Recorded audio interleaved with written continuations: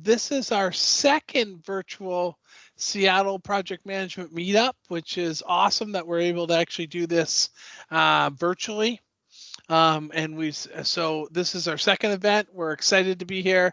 Tad Haas is with us from Edison 365, and he's going to take us through the 5 deadly sins of demand management. So we're really excited. Todd, again, thank you again for doing this for us, and we'll kick it over to you. Cool. Well, welcome and good evening, everyone. It's great to do these virtual meetups the best that we can when, sort of living in this new weird 2020 world that we do. Sometimes this is the best that we've got. And my hope is that tonight we can make the session interactive, that you can ask questions as we're going through. Feel free to turn your video on or off. If you hear lots of noise in the background, it might be you. So just go ahead and try to hit the mute button on that regard, and drop a question in the chat at any time. I have multiple monitors up here, so if I'm looking away from the camera, it's not because I'm ignoring you. I'm just trying to watch the feed to see if anything is coming up there in that way. So my name again is Tad Haas, and it is my pleasure to be here. I am, always excited to talk about topics that are near and dear to my heart. And this notion of the 5 deadly sins of IT demand management is indeed near and dear to my heart. As Bill knows, and some of the others on the call here that I've had the chance to work with or meet on multiple occasions, for 20 years I've had the privilege of working with some of the best companies. And I've worked with business and I've worked with IT to try to address challenges, and sometimes specifically for IT, but quite often those challenges that bridge the gap between IT and business value and the things that come along with that. So my goal for tonight is to spend 45 minutes to an hour going through an interactive dialogue and hoping that you'll engage with some questions or thoughts on this topic. I have a quick survey, which we'll talk about here in just a minute, that if you can go ahead and take a notion or take a look at that, then we'll use that as part of the foundation as we get started. We'll have the recording available for people if they'd like to share it afterwards. And then, of course, I have resources and other things to share at the conclusion, should those things be of interest. With that, let me start by asking if there are any questions that are coming in, or any audio problems or other logistic issues so far today. I don't see anything, but if so, let me know. And Bill or anyone on the call today, if I should be talking about something and yet the screen doesn't match that, please feel free to say something, because it's better to catch those things early than track along too far and then have them not go there. Should be able to see it, and we'll go from there. Thanks, Ed, for the feedback. I appreciate that. All right. Well, with that, let's go ahead and dive in. Now, I've called this talk the 5 deadly sins of IT demand management. And of course, that might be a little melodramatic, or perhaps we should talk about the IT zombies more in the realm of Halloween or some of those other things. But the struggle is real, and I think as we talk about some of these things today, we hope to shed some light on them. Now, first of all, in the actual survey itself, if you haven't clicked on the link to go to the survey, please feel free to do so. It should be in the chat panel, or click on the link, and let me just see if anybody's been answering some of the questions on those. Looks like you have. So it's just a quick 3-question thing here. Do you believe that your IT department helps drive most, many, some, none, or other important business initiatives? That's number 1. Number 2, I'm curious to find out if anybody's willing to admit if you or your company are guilty of committing any IT demand management sins. Definitely, I love that response. Not answering on the grounds that it might incriminate me. definitely see that quite a lot, and it's something that we'll talk a little bit more of. And we're just among friends here tonight, so we can talk about the good, the bad, and the ugly, which are all some of the things we struggle with.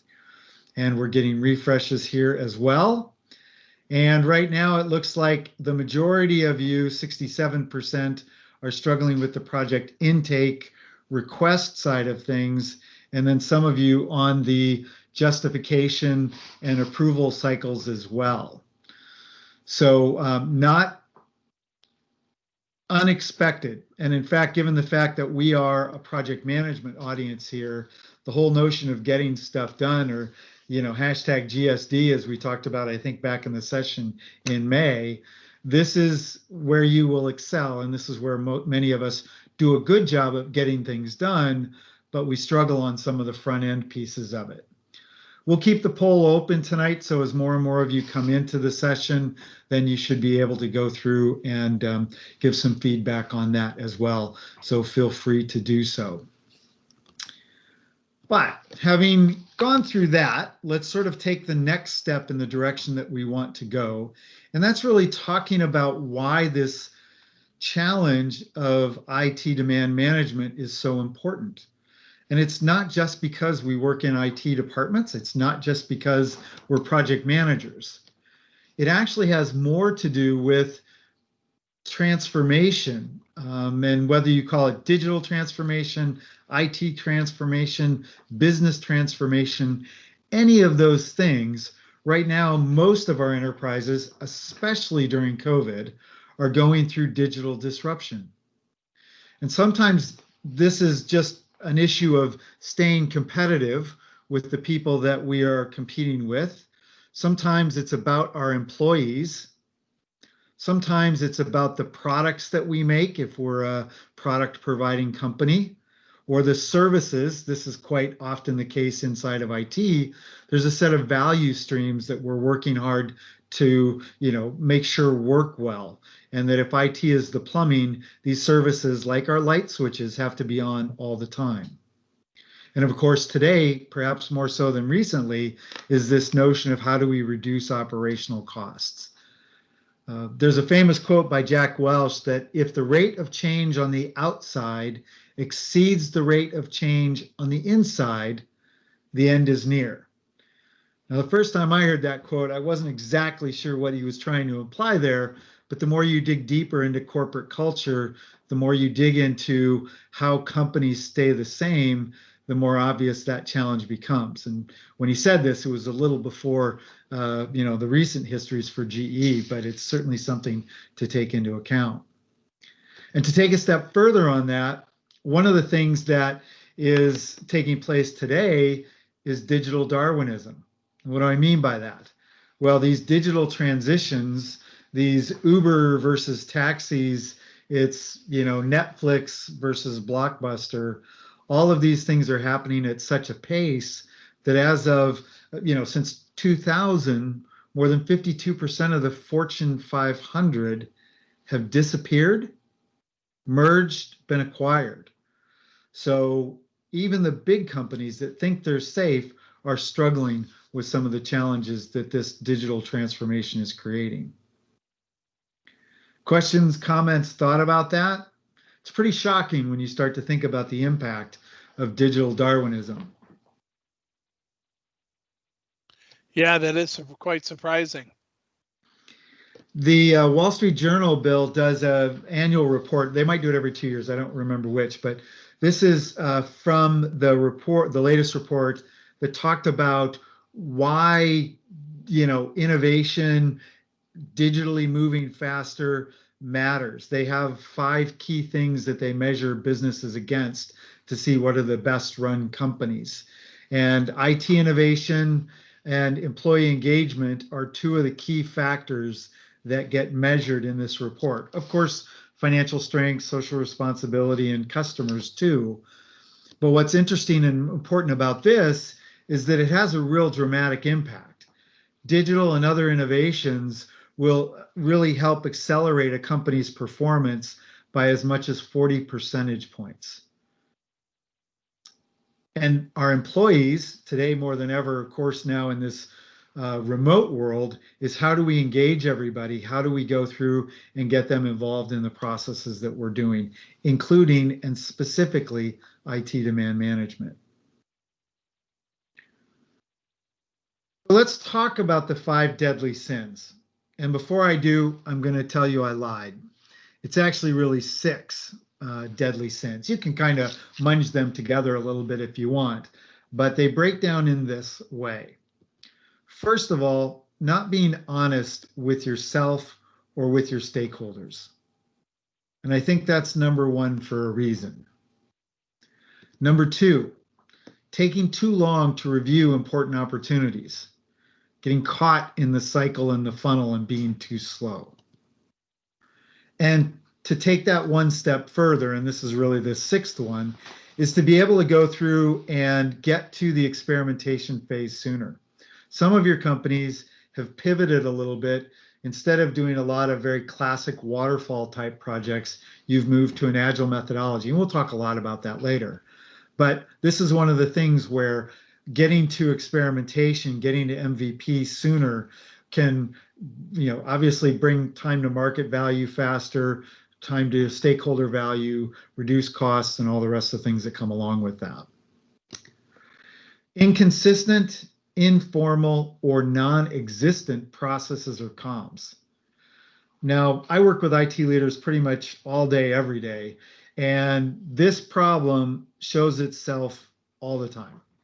And whether it's inconsistent or there is no well-defined process, or you ask one group and they do this, operations does that, new dev does this, and they're disconnected, or business stakeholders don't know where to go ask, all of these things are real. And that makes the struggle a challenge for the business and for IT. Now, when we do have processes, the other flip side of that coin is we make them too complicated. And how awful is that? Sometimes I'd rather have no process than processes that are so complicated that I lose the will to participate with them and go through and do that. So I think that's one of the key takeaways as well. And then lastly, for our 6th IT demand management deadly sin is not staying focused on the key business imperatives. Sometimes as technicians or as project managers, we like to think about our process, we like to think about our tools and our tech, and at the end of the day, it really comes down to business alignment and business strategy. So making sure we're always aligned there will be super critical. Okay. Thoughts or questions there? I don't see any pop up, but just in case. Okay. All right, so let's go through then and talk about some of the other things that are important for us to consider and dive deeper into these areas now. So we've talked about inconsistent processes. We haven't really blown out the notion around transparency of communication because we'll talk about those a little bit later. We have brought up justify projects, and this is one of the top 2 responses by you. The one that we also haven't talked much about yet is benefit realization. Sometimes we approve IT projects for IT's sake. But if we don't actually know what the outcome is meant to be or how it's benefiting the business, then that's one of the key things that we need to talk about there too. Are there others? Surely you guys know of some other deadly sins that IT departments or businesses sort of are guilty of. Any thoughts?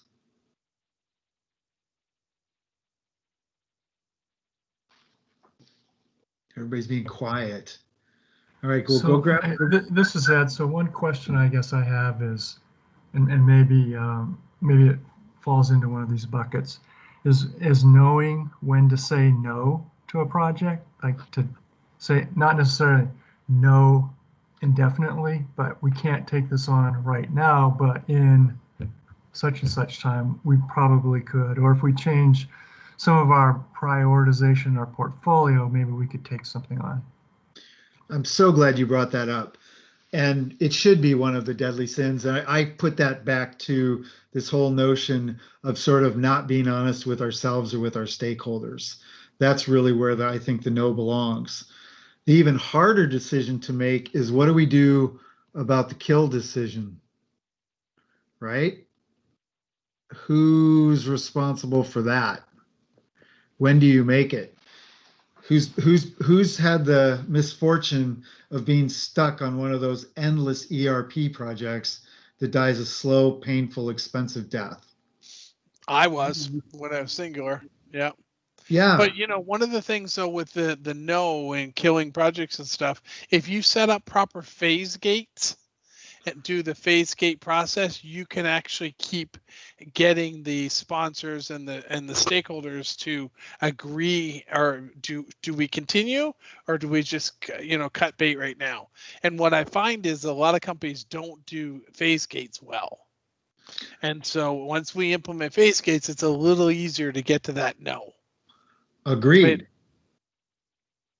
Agreed. And further, while they may articulate the project's benefit up front when they approve the project, very seldom do people follow the PMI benefits realization guidance and take the snapshots throughout those phase gates, stage gates, whatever you call them, to recognize that those benefits have changed. We missed the market window, costs have accelerated, and what was is no longer. And of course, those are some of the things that really drive the kill decision too. Yeah.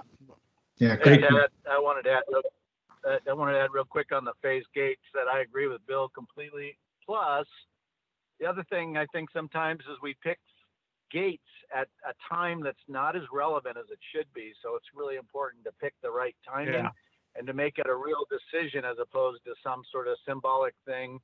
I've done several times myself where by the time you're really getting that gate, there isn't a decision to be made, and the gatekeepers kind of know it, and it just kind of destroys your process. So. Yeah, that's true. Yeah, that would be no fun. So good feedback. Any others? Okay, so you've already taken the poll, and we've determined that we are guilty of some of these and perhaps others. But let's talk about these now in more detail. Because not being honest with yourself or with your business stakeholders is really ignoring the realities of your supply and demand scenario.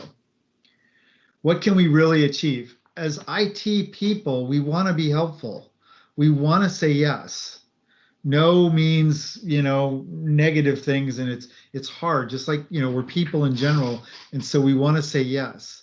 But if we can't prioritize, if we can't see the real big picture, we don't know where the money's coming from or the people are coming from, we're not being honest about our supply and demand. The first time I saw this cartoon, it made me think and takes a moment to appreciate, right? The delicate balance of supply and demand. And if you haven't noticed, there's a guy with a baseball bat hiding right over here as the businessman walks down the sidewalk.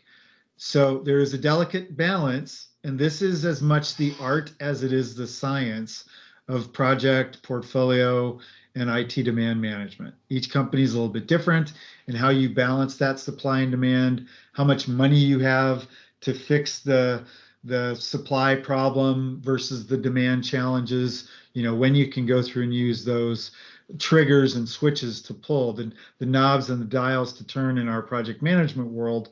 This is indeed a balance, but it's important to think about these things up front. And I think that it was important that, this whole notion around prioritization, I'm glad you brought that up before, because that's actually one of the most important things that we are doing to track and manage our portfolio. Now, in Gartner speak, we talk about run, grow, and transform the business. And anybody in IT will have heard these terms as a way to go through and manage the IT portfolio.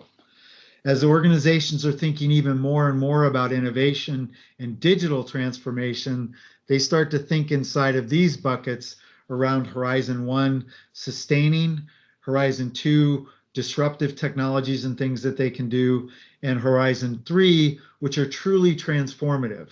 They are a complete pivot for the business. They are leveraging new tech, they're acquiring companies and doing all the things about those innovation horizons, as well as the digital or the technical horizons in that way as well. So when we talk about prioritization, of course, it's not always ROI. Quite often it's resources. It's all about the people. It's all about the money. It's all about, in some like financial services, et cetera, it's legal. What do we have to do? If we're a pharmaceutical company, obviously our FDA requirements are much more stringent than a startup that can just go through and work with those things. Bill and I had the occasion to talk, and he's written some great content around the notion of business, about benefit realization. And I did a webinar one time around pet projects. This whole notion of benefits and being honest with yourself and prioritizing things based off those is an art form among itself. And if you haven't seen PMI's guidance around this, it is certainly the most rich and the most deep content I've seen on that. Harvard Business Review did a little book on the topic, and there's others as well that can talk about the time versus value versus resources versus dollars and all of the rest of the trade-off analysis that we might want to do. I will say sometimes we get stuck in minutia land, and I see companies overcomplicate this process around ROI or complicate this process around planning. And the bigger your company is, the more guilty you are likely to be of that particular problem. Hey, Tad, how old's that benefits realization management book they're highlighting there? A year, 2 years. Oh, okay. So it's still pretty relevant, eh? Very relevant and very new. And equally important, I just don't think enterprises are doing a good job of it. Yeah. So it's great that the book is written, but people are still not doing it. Yeah, totally get it. Okay. Yep, part of the PMI. I don't remember how much questions now are on the PMBOK for it, but I know certainly there's segments of it that are covered. In the current version, right? Not the new disaster that they're about to launch. I haven't seen the new disaster, so I'm going to have to apologize on that. Okay. Well, hold Remember, on this tight. is being recorded. I don't care. Record. Just kidding. Well, Cindy, thank you for joining us, and the rest that have joined in as well now. So thank you very much. The step, we've talked about our 5 or our 6 deadly sins of IT demand management, and really this notion of taking too long to go through and review opportunities, or slow to move to that experiment staging. Some of the big enterprises today are going through now, and they are doing what I'll call phase gate or stage gate funding. So, for stage 1, you'll get a small amount. You might get $1,000 to go try something. At stage 2, you get your 10K request. And at stage 3, if that's go live, you might be able to spend your 100K. But there are stage gates or proof points all along before those next funding cycles happen. This is helpful for getting to experimentation or MVPs faster. I don't know if you all are seeing this consistently, but it is a big help. In the innovation space, we talk about learning fast. We talk about failing fast. So if I'm really looking for digital transformation, I'm going to go experiment like crazy, fail quickly, learn from my experiments, and then be able to make another turn, another pivot, another change. And more, it's okay to fail, so long as the corporation and the IT group and the business stakeholders have a risk tolerance that's talked about and acknowledged up front. Do you guys see those risk tolerance discussions happening regularly? No. Not really. Okay. It's also part of the art. and the science. Sometimes we bring them up with stakeholders in political or in one-on-one conversations, but we don't talk about it as a PMO, or we don't talk about it as an enterprise. So think about these things to avoid these two sins of IT demand management. Acknowledge, accept, and manage risk. Okay, so one of the things that this too slow process creates is this problem where people are told to hang on and just wait, or bear with us. We'll get to you as soon as we can. There is no time to wait any longer, and COVID has proved that. And COVID has also proved now is the time for change, and I'll talk about it at the end as well. Because if you are so risk averse that you have to go through every proof point before you can do something, then you are going to miss the ball and miss the opportunity. So try to always compress these things as we move forward. Bill, this is something I know you and I've talked about, is this notion of intake and not repeatable processes. And I think based off our survey, let me go do a quick scan on that now to see if it's refreshed at all. Currently, right now, let us take a quick peek. If anybody else has given more responses here, that we're still looking at project intake as being the #1 problem.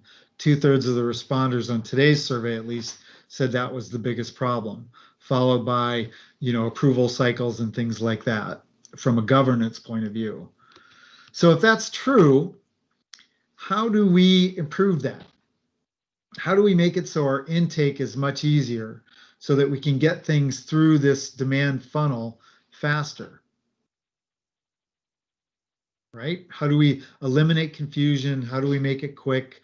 How do we make it so that when new employees come on board, or some business person comes back and says, "How do I?" this isn't the response that they get.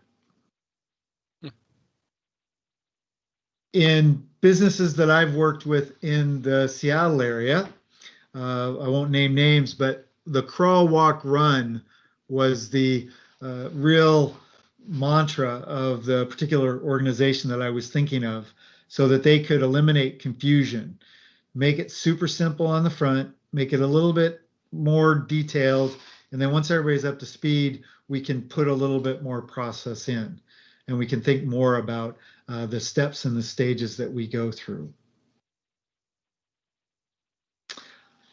Creating simple, consistent is better than creating complex, inconsistent, or not having any at all. So to that end, as we think about that, we talked a little bit about some of these topics in the poll already. Another way of looking at this are things around value delivery. We've talked about risk management. We'll talk more about metrics and things like that as we go through the governance cycles. But these are some of the key attributes that people are concerned about. Now, just as we talked about process, we also can't ignore the notion of methods. And we are in an agile fall world. We're going back and forth between following ITIL processes, using PMBOK, being full Scrum oriented. Some of us are lean, some of us are design thinkers. There's all kinds of methodologies, and it doesn't really matter which one you use, including stage gates and phase gates and everything else, because depending upon your organization, your mileage is going to matter anyway. And I would contend, as I can probably suggest many of you on the call might contend, each of these is appropriate depending upon the type of the project and the type of work that you're engaged in. So it's not a one size fits all. Can we agree on that? Or do we have any agile evangelist purists on the call today? I think we can agree on that. I've seen one or two unique agile shops, but pretty much every corporate I work with is all of the above. And it just depends on where they're coming at it from. So thank you, Edward, also for agreeing on that. Really appreciate the feedback. So let's acknowledge that methods are there. We need to address them, and it's okay to have multiple methods, because what ultimately comes out of those methods is either more process or more levels of maturity. Coming back to Gartner again, right? They have 5 levels of IT, PPM, demand management maturity. This is a demand management diagram I grabbed from a customer and the way that they go through and talk about their intake funnel. And then they've got major projects, minor projects, and then other just sort of technology related projects. And this is how they think about it in going through this. And then they've got some things that are, simple and some things that are complex. And, this one's not too bad, but others can be quite a bit more. How many of you are SAFE certified on the call? Anybody? I am. Years ago. Yeah. One of the hardest tests I've ever taken in my life. Right. So the Scaled Agile framework at Enterprise is indeed one of the latest and greatest methodologies that we use. And if you are looking at SAFE 4.0, I think is the latest number, that is a complex diagram. When we talk about release trains and schedules and all the rest of those things that we're coming into, some of it's very clear and some of it's awesome, but some of it's pretty complex too. Be careful what you wish for. Don't overcomplicate it. I won't ask if anybody's in an environment where it's overcomplicated today, because that's not fair. But I would contend probably at least 20 or 40% of us are. Like most business processes, it shouldn't be that hard. We shouldn't have to swim uphill every time we're trying to go through and get a project requested, a project approved, and a project started or finished. And yet, often it feels like this, especially for us as project managers. And by the way, the business stakeholders feel like this too every time they ask for an IT project. It's one of the reasons why, some of the quick startup SaaS stuff is so popular, is because they don't have to go through IT to get it. And that creates all kinds of turmoil and challenges and problems and opportunity and cost savings and everything else in between that. But what this helps us do is think about the deadly sin number 6, which is not focusing on the business or not recognizing that today IT is really part of the business. There is no separation between the business and IT. And we can look at all kinds of examples in Seattle. We can look at government, the way that works. We can look at old school pulp and paper mills. We can look at, Facebook, Microsoft, Amazon, Google, Boeing, everybody. Boeing's a classic example where IT is the business when you talk about plane operating systems and controls and everything else. So IT needs to be the business. Having said that, certainly focusing towards senior leadership teams and setting up best practices for these steering committees will help improve the focus on business.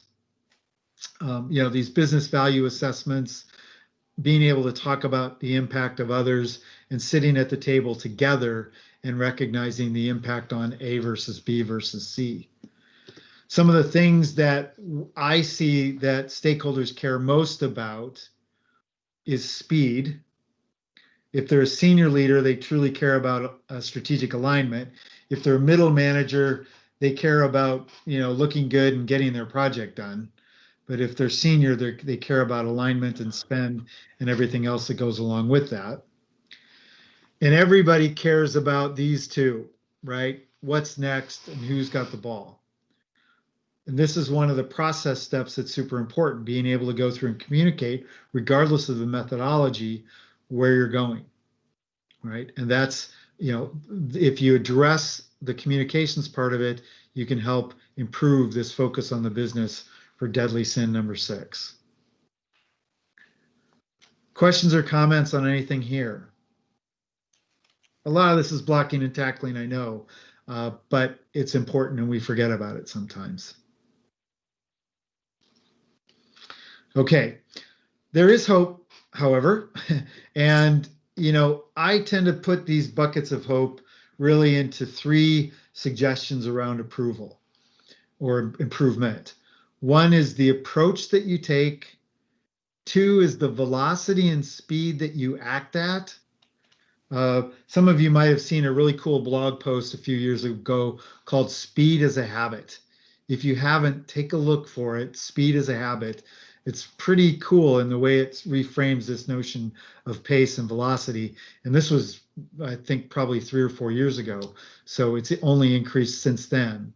And then 3, of course, what are we doing on these collaborations and communications today as we live now in this almost fully digital world sometimes?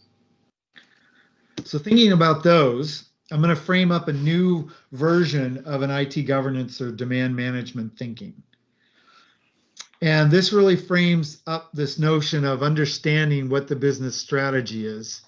I can tell you right now, if projects don't fall into the strategic bucket of things that are important, they're probably getting dropped like a hot potato. Are you finding that in your businesses today, or is everybody still healthy and you're good and everything's just as it was or normal? It's not normal, but everything's pretty healthy. It's getting back to, not like pre-COVID type of thing. So it's, yeah. So what we're seeing is that there is this realignment of strategy, and one of the strategies would be to cut cost in businesses that are constricted. And you could argue if that's a tactic or a strategy, but certainly people were playing it as that. Digital transformation is a strategy. Getting closer to our customers is an action that you take to fulfill better customer alignment. But thinking about and defining those strategies and really aligning those and knowing what those are so IT is on board helps us then truly understand what are the decisions we make in the middle part of this process about intake and justification, so that we can really go through and get to the point quickly. Delivery, of course, is all about getting the projects done, and the outcomes are around that benefit realization. If we drop it down lower and think about this as a team sport, then these are just a few examples of things that we might think about in the demand. Are we aligning against products because we're that type of company? Are we aligning against those IT services? Are we using what some people call value streams? Quick survey. How many of you are using the term value streams today? Yeah, I've not, and then we're not using it, but yeah, definitely have heard it. Right? Yeah. You can raise your hand if you want. That's always a fun way to do it. Yeah, just raise your hand up over here. The hand's up at the top. I see that. So yeah, that's great. You can go through and raise your hand or make a comment if anybody wants to go through and do that. Mike, thanks for joining us as well. These are then examples of the types of things that we'll start to do. Building out the business case, talking about our delivery process. Are we using PMBOK? What methods are we using? These are all details in the delivery side. This is a 4-letter word, isn't it?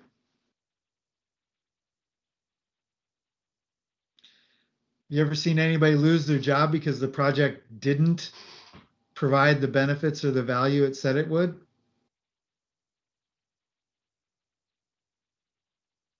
Not in most shops. No. And in fact, what we can do is now pivot accountability to,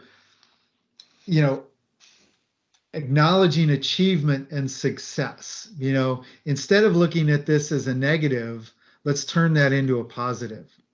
And I'll make some recommendations at the end on that. But this is very true in IT. We get so heads down and so blinded, sometimes we forget about that. But remember, this is a team sport, and we've got to get people through these funnels and these cycles.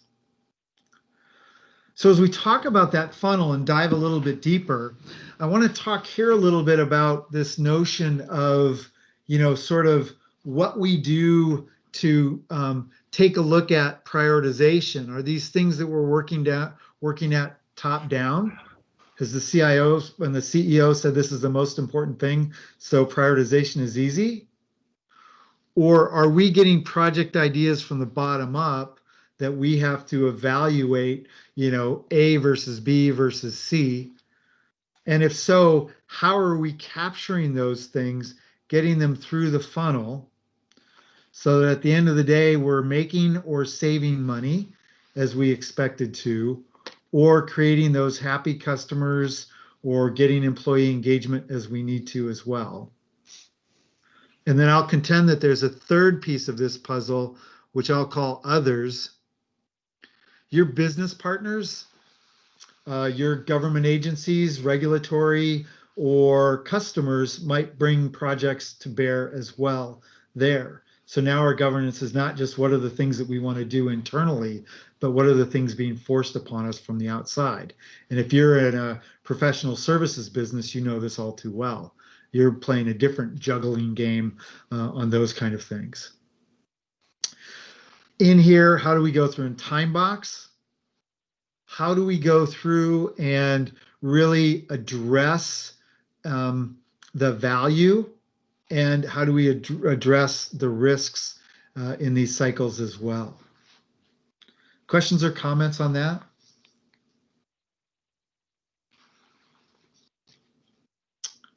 Myra, looks like you're putting a question in there, so I will pause on that for a second. You're certainly welcome to unmute too if you guys want to dialogue that way. So one of the things that we're starting to see now is how do we go through and improve this notion of velocity? I talked about it before, and I want to talk about it again.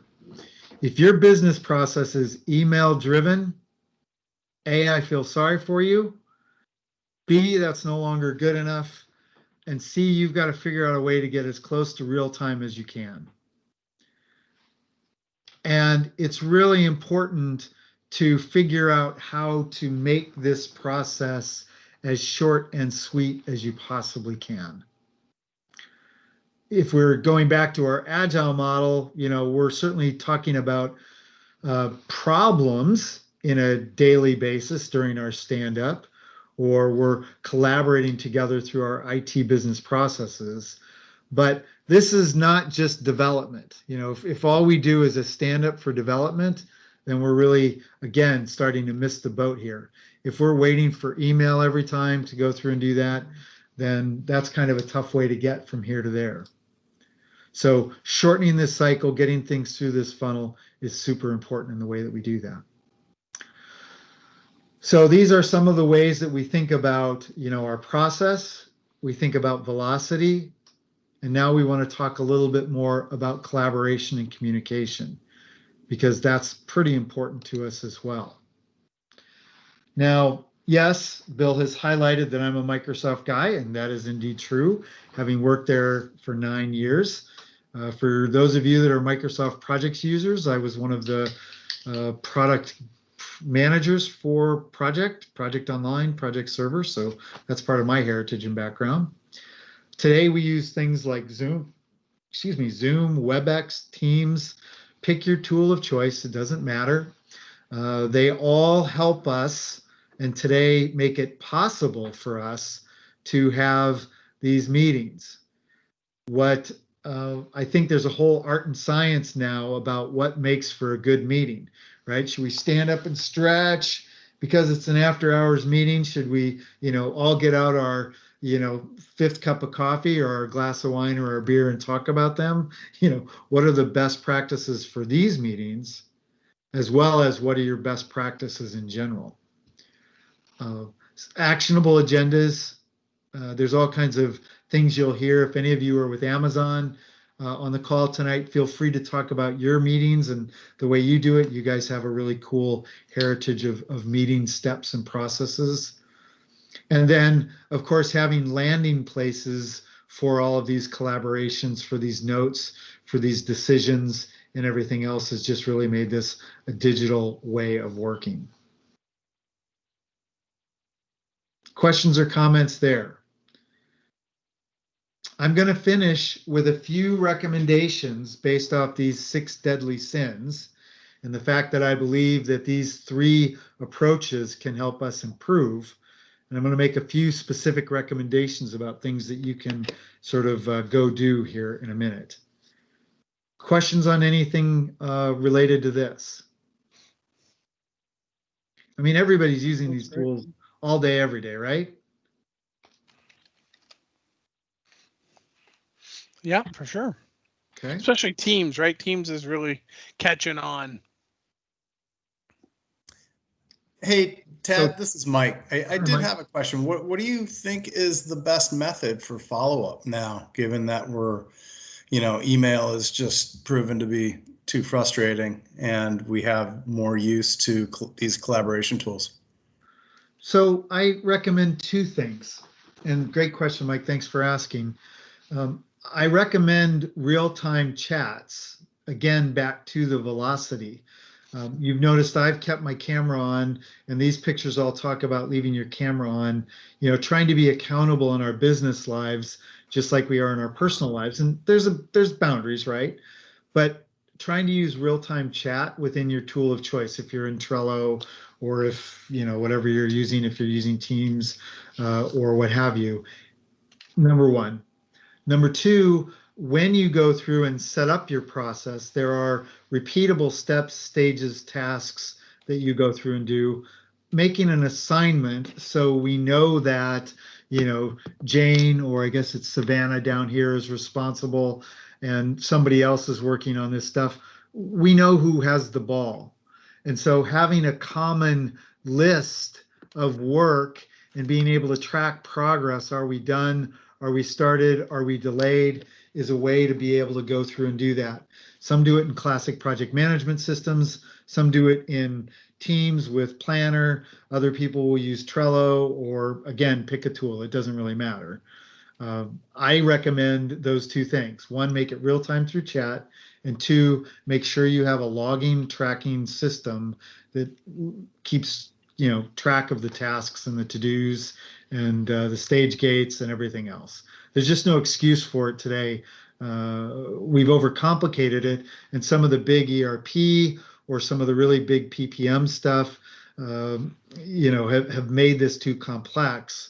So we need to find ways to make it simpler again and come back to it. And if you've got your spreadsheet with your sprints, and you've got somebody's name assigned to that to do inside of a sprint, fine, that's a way to do it. Now, how are you surfacing those so everybody can see it? That's part of that accountability notion. So awesome, thanks. Yeah, I've talked about this a couple of times, and I'm going to really keep harping on this about this notion of simplify. We have these challenges. How can we go about simplifying? How can we go about accelerating? And how can we go about getting results or changing the outcomes? I prefer the word outcomes these days relative to results. It's a bit trite, so I'm seeing outcomes as a little bit more interesting. Simplify. Just eliminate anything and everything that is low value. If you have stuff that's still in your process and you can't show value for doing it, get rid of it. And tell your management you're getting rid of it because there's no value. And by the way, if you really want to impress somebody, say, I'm getting rid of it. And because we're getting rid of it, we're going to save, X amount of dollars. Then you will have very low threshold barrier, to hit. I'm going to talk about thinking MVP more in a moment, but again, drive towards those outcomes and figure out the most direct route. That's why I don't like email. Yep. A quick question. So eliminate low value everything. So I work for a company and we have a base software product, and then we customize it for clients. We have about 100 North American. We have a couple new clients in South Africa and the UK. Okay. So as we put in a new installation, we also have a new release every year. And so every 4 or 5 years, a client has to typically is asked to upgrade to a newer version. And so when we've done the initial install, some people look at having a PM workbook and tracking budget and some of the things that they've come back to me and said, I think that's low value. It's administrative overhead. But the value really comes 4 or 5 years down the road. So it's been an interesting conversation to have. And now that we've gone through a couple upgrade cycles where people are coming in, and I can show newer people, oh, you can look at this. It's easier to explain that. But in between that time, it's been very difficult because it's some people see value in it and some don't. Does anybody else run into that type of, maybe the value doesn't look apparent now, but it's maybe has a longer term shelf value?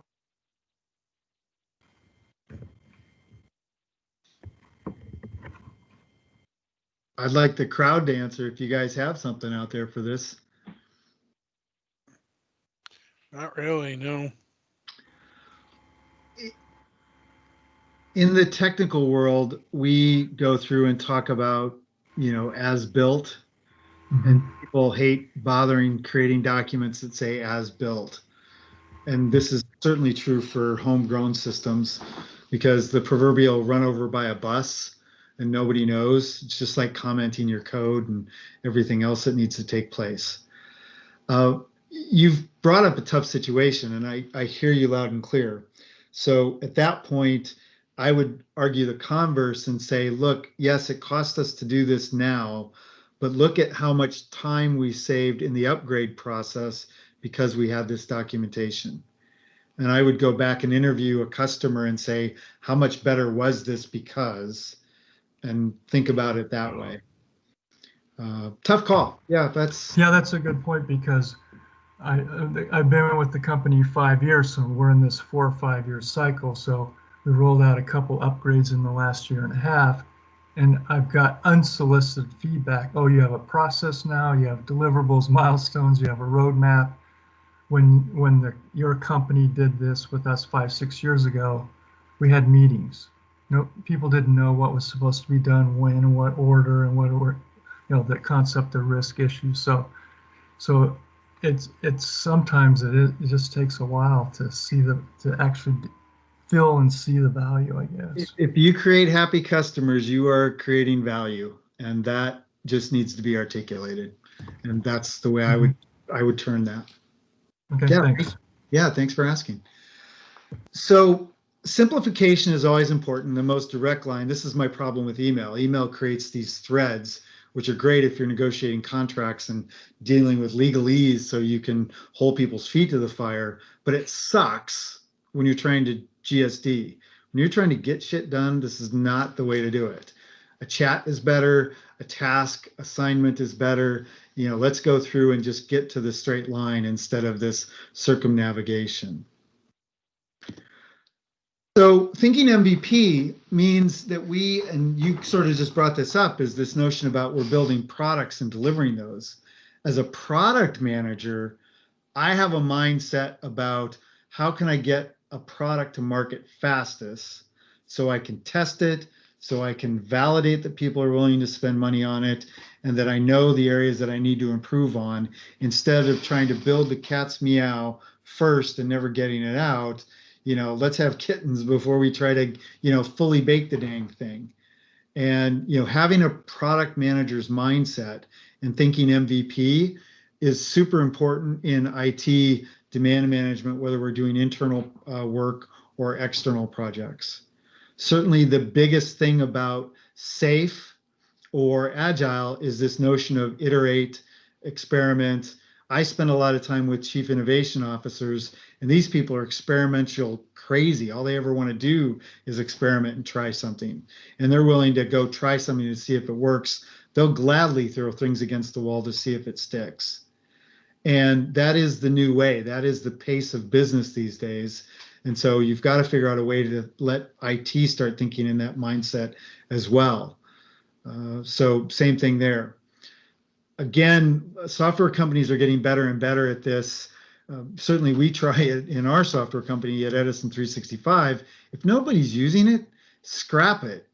Just ignore that or get rid of that technical debt. Don't keep investing in things that people aren't using.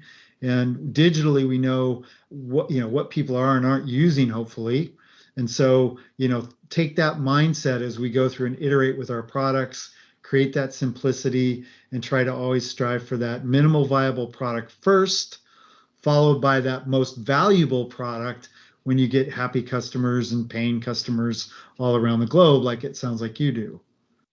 But think MVP, and that's one of the fastest ways to accelerate IT demand management. Just get it going and get it through the funnel.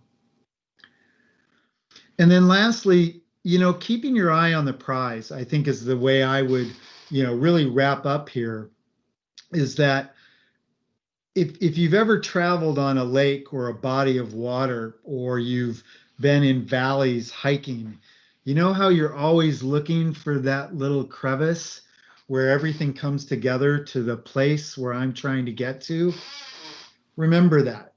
Keep your eyes on that and communicate those targets endlessly, so everybody always knows what it is we're striving for and how we're getting there. I personally am a huge fan of dashboards and scorecards and KPIs. I think they're important, and I think they are a common thread. Bill knows, because we both worked at Microsoft before. Sometimes you can be KPI crazy, and you can have too many dashboards and too many scorecards, such that is the only thing that drives behavior. That can be a negative, so there's a balancing act again, but you should put those in place. And what I see is the biggest way to think about this is to go through and celebrate your victories. This is the biggest way to change culture that I've ever seen, is to celebrate. Riding hard on somebody for not doing something isn't the best way to do it. Celebrate the victories. Which allows us then to move from the past and try to, drive into or jump into a new future that lets us, take advantage of this digital transformation and let us be the IT leaders that we want to be, or the project managers with the skill sets we need to succeed in the companies that we work at today, or the places we'll work at tomorrow.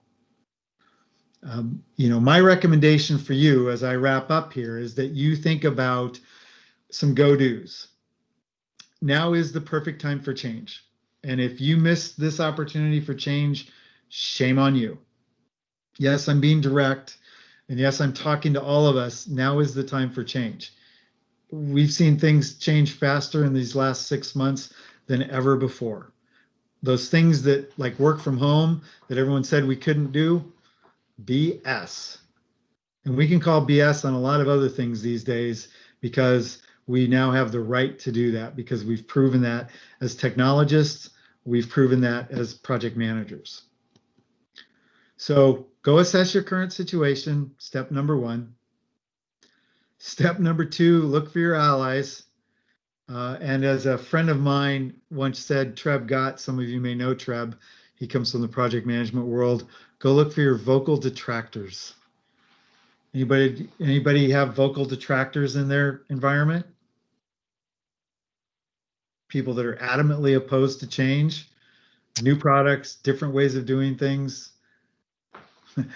Thank you, Ed. Yeah. Appreciate the hand raise.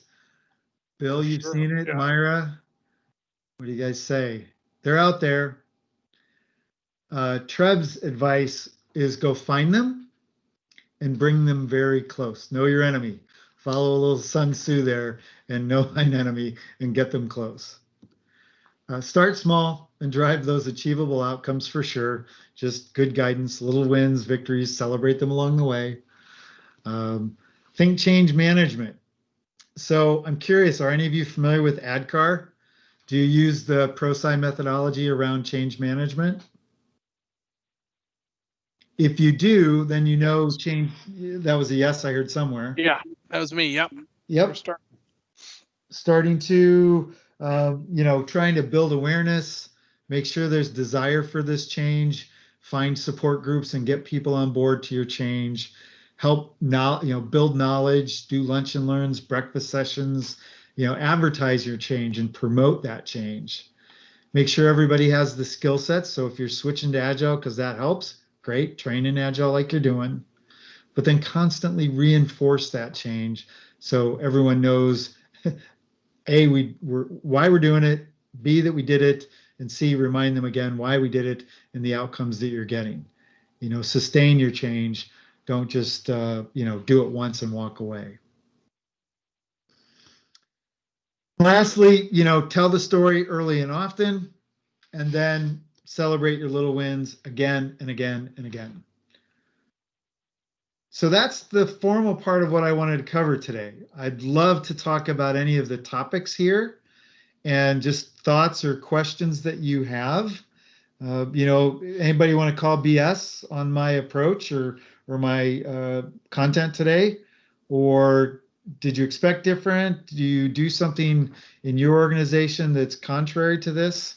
What feedback can you offer me? I don't say it's BS, but one of the things that I'm finding out very, very quickly is in the medical space, the worlds are different. We're not talking agile, we're not talking safe, we're not talking product management. And so a lot of the themes and a lot of things, I mean, it's still portfolio management but it is definitely a different flavor when you're talking all waterfall. And there's no drive to go to agile, there's no drive to go to safe. So it is a little bit a different world.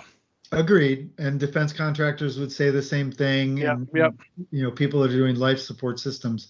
But that doesn't mean you can't be faster at changing the processes. That doesn't mean you can't eliminate waste.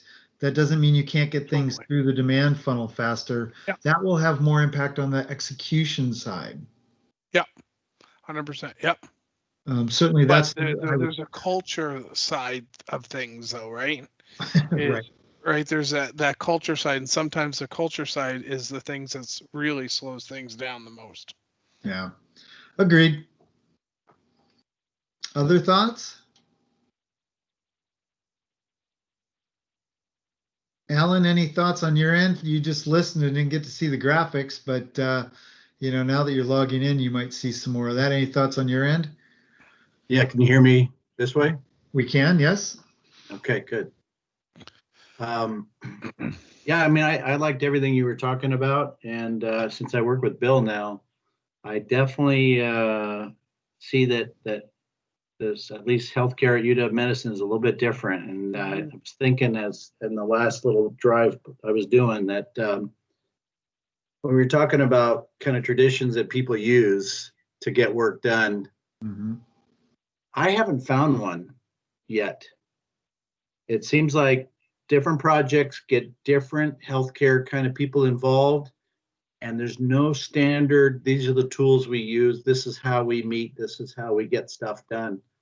So it's interesting that way is, I can introduce one, but it's hard to get in a rhythm in that culture. Yeah, you definitely have to go through and look for your allies and find your detractors and take more of the political approach to the change management side. And I appreciate that. I do work. I do work currently with Johns Hopkins Hospital, another big hospital group in the North Carolina area, and people like Bayer and people like Boston Scientific. So I do a lot of work in the space. And what's surprising is how they are changing and how, particularly in some of the latter two of the companies I just mentioned, how they're trying to drive innovation and change early on so that they can get things into the funnel quickly and determine if something's going to work or not. Clearly, when they're doing drug testing and everything else, clinical trials are an entirely different beast. But even knowing and experimenting faster and getting faster IT approvals to go through things is one of the process improvements they're constantly working on. So I'm hearing an echo of these concepts there. Whether it happens quickly or how they get to it, of course, that's another challenge altogether. But yes, thank you for that feedback. Anything else? So just last thing, just as a way of introduction, for those of you that don't know me, I talked about my Microsoft background and experience. I work for a company called Edison 365. We're headquartered here in Seattle and in London. Yes, I'm now working from my home in North Bend. But we work with some of the coolest, biggest brands around the world. And yes, we do have technology that supports these business problems. But whether you use ours or whether you use someone else's, these are steps and stages and directions guidance that you can take regardless. You're certainly welcome to send me an email or call me directly with any questions. You can drop them here in the chat. You're welcome to, we've got some white papers and other content in support of this. One of the things that you might find interesting was, where is it? I did do a LinkedIn article around the same topic for IT demand management. So you're certainly welcome to go look at my profile that talks more about some of these particularities in the concept for these things and why you need to go through and do it. And then there's another kind of blog topic about the 9 reasons IT projects are failing, because this is true too, right? IT projects fail left and right. And whether we talk about planning, project management problems, do we have management problems? Why are our IT projects failing? These are typical reasons.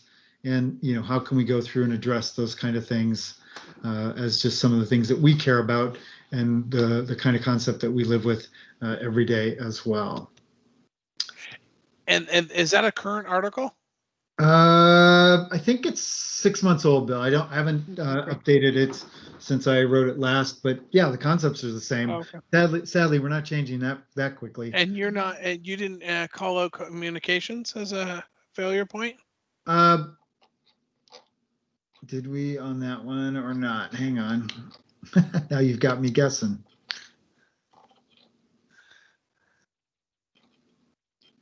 Conflicting priorities, PPM delivery, value of the project manager. Look at that. Number 9. Okay. Sorry, it's been a while. Let me drop this into the chat so you can hold me accountable. And people can go take a look at that if you wish. Great, yeah. And then also I'll drop in the LinkedIn article around this as well. So thank you for your curiosity and your questions today and your engagement. I really appreciate that. If there's anything else that we can cover or you want to talk through, Bill, I'm happy to stick around, or we can wrap. Again, thank you very much, Tad. This was great. Really appreciate you taking the time and presenting great material. And thanks for the Q&A along the way too. It made it more interactive and more fun. So thank you for that. Any additional questions before we wrap up? And anything else anyone wants to cover? Quick comment. Yeah. Same idea, Tad. Thank you. I really enjoyed that. Very thought-provoking. Thank you. Appreciate that, Alan. Thank you. Thank you, Myra. Again, if anybody wants to reach me, feel free to do it here. And other than that, have a great evening. And we'll see you at the next PMI meeting or Seattle PM Meetup or any of the rest of those groups as well. So, Edward, I like your blue sky background. That's fantastic. All right, Hey thanks guys, everyone. before we drop off, I just want to say it's Mike Laser. If anyone is actually looking for a new role, I work in the staffing industry and just happy to help anyone with their career path. So feel free to reach out. Tad, you have a role as well, right? I do, yes. I'm looking for a product specialist for somebody to help accelerate product success. So if anybody knows, I'm not looking for a seasoned veteran. I'm looking for more of an early career person or a recent college graduate or career switcher. So somebody might be coming in. So if you know anybody that wants to dive into some of the product fun of our software world, send them my way. Done working yet? Awesome. Thank you. Great. Thanks, All right, everybody. everyone. Thank you all. Talk to you all Thanks soon. a lot, Ted. Have a good Bye-bye. evening. Thank Bye. you. Bye. There you go outside.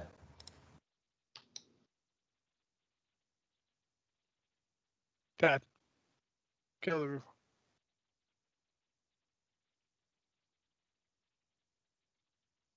Still recording?